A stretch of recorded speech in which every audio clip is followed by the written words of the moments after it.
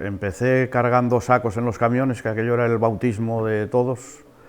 Después estuve en producción, al poco tiempo estuve en el laboratorio, estuve 8 o 9 años en el laboratorio y después estuve de maestro de producción.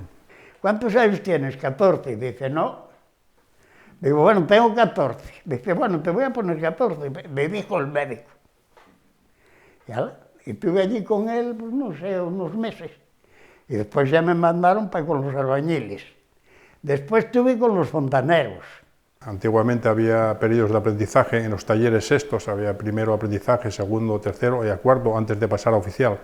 Yo no llegué a estar los 4 años porque antes de terminar me incorporé a trabajar a UNINSA. Y trabajaban todas las hermanas de mi madre y por ahí entré.